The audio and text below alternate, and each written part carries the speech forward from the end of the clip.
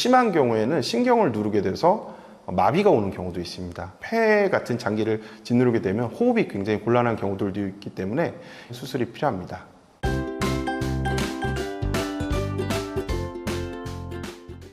안녕하십니까. 포인트병원 신경외과 전문의 최정민입니다. 오늘 원포인트 레슨은 허리가 휘는 질환이죠. 척추 측만증에 대해서 얘기해 보려고 합니다. 가장 흔한 척추 측만증은 보통 성장기에 발생하는 특발성 측만증이라고 하는데요. 자녀분들의 뼈가 많이 틀어져 있기 때문에 이 큰 수술을 통해서 치료를 받아야 될 것 같아서 두려워하시기도 합니다.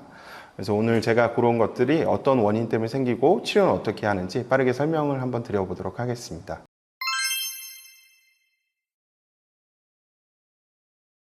척추 측만증이라고 하면은 우리 몸을 옆에서 봤을 때는 S자형 정상적인 곡선이 있는데 정면에서 봤을 때는 일자로 올곧게 서 있어야 됩니다. 네, 정면으로 봤을 때 S자로 휘어 있는 것들 또는 C자로 한쪽으로만 휘어 있는 것들을 척추 측만증이라고 합니다. 척추 측만증의 원인으로는 선천적인 경우도 있고 후천적인 경우도 있습니다. 후천적인 경우에는 대사질환이 문제가 있거나 아니면 외상 같은 것들로 인한 측만증이 생기는 경우도 있는데 가장 흔한 경우는 특발성이라고 해서 원인을 알 수 없는 경우들입니다. 주로는 이제 성장기, 청소년기에 많이 발생하고 심한 경우에는 이 내부 장기를 누르는 심한 변형까지도 발생할 수 있어서 큰 수술이 요구되는 경우들도 있습니다. 아까 말씀드렸듯이 측만증이라는 것은 척추가 정면에서 봤을 때 휘어 있는 상태라고 말씀을 드렸죠. 이 척추가 휘어 있는 것 자체만 가지고는 특별한 문제가 되지는 않습니다. 하지만 이제 휘어 있는 정도가 너무 심해지는 경우에는 우리가 정면으로 봤을 때 미용적인 목적에서도 이상해 보일 수도 있고 또 심한 경우에는 신경을 누르게 돼서 마비가 오는 경우도 있습니다. 폐 같은 장기를 짓누르게 되면 호흡이 굉장히 곤란한 경우들도 있기 때문에 이런 경우에는 틀어져 있는 척추를 다시 정상적으로 휘어놓고 나사로 고정을 해서 더 이상 틀어지지 않게 하는 수술이 필요합니다.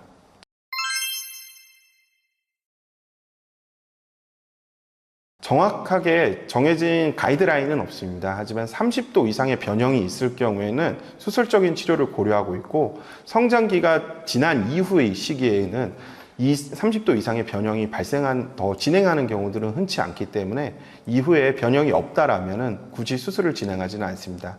하지만 내부 장기나 신경 같은 것들을 짓누르게 되어서 마비가 진행하거나 아니면은 일상생활이 힘든 문제가 생겼을 때는 반드시 치료를 진행하셔야 됩니다. 특별히 정해진 나이대는 없습니다. 말씀드린 것처럼 신경에 변화가 생기는 경우가 생기지 않거나 아니면 내부 장기를 짓누르는 심한 변형이 생기지 않는다면은 수술적인 치료는 필요하지 않지만 아무리 어린 나이더라도 방금 말씀드렸던 두 가지 이유들이 발생하게 된다면은 수술적인 치료를 진행하셔야 됩니다. 네, 많은 분들께서 이제 나사로 고정을 해서 척추를 잡아놓기 때문에 더 이상 성장이 멈추지 않을까 많이 걱정하고 계시는데요. 사실은 정반대입니다. 오히려 의사들이 자라나는 성장기의 환자를 수술을 했을 경우에는 점점 뼈가 자라나기 때문에 다시금 재수술을 해야 되고 그 시기가 언제인지 최대한 늦추려고 노력을 합니다. 뼈라는 것은 자라나게 되어 있고 고정을 했다고 해서 성장기 때 뼈가 멈춰 있지는 않습니다. 다만 정상의 경우보다는 아무래도 나사 고정을 통해서 조금 더 성장이 둔화되는 부분은 있지만 전체적인 성장이 아예 멈추거나 너무 외소증으로 작아지거나 하지는 않습니다.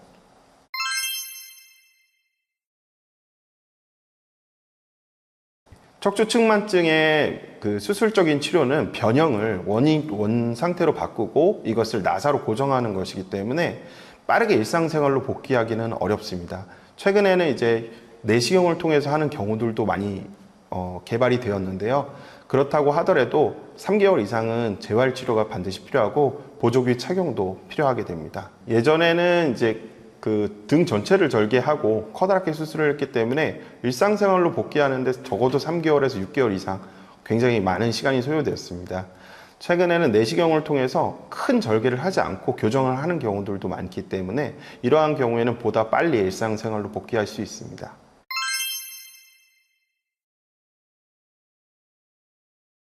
요새는 그 초등학교에서 미리 검사를 많이 하게 됩니다. 그래서 척추 측만증이 의심되는 친구들 같은 경우는 병원 방문을 권유해 주시는데요. 실제로 병원을 방문하신 후에 척추 전장 엑스레이 검사를 통해서 측만증이 있는지 없는지를 확인해 볼 수 있고요.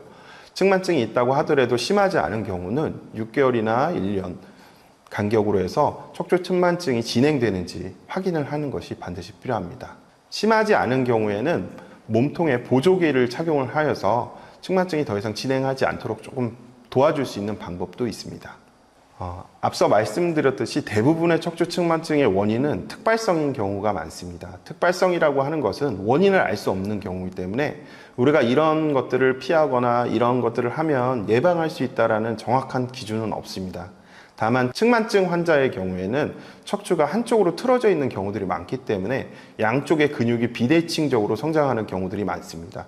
적절한 근력 운동을 통해서 부족한 부분의 근력을 더 키워서 양쪽을 최대한 대칭적으로 유지하려고 노력하시는 것이 중요합니다.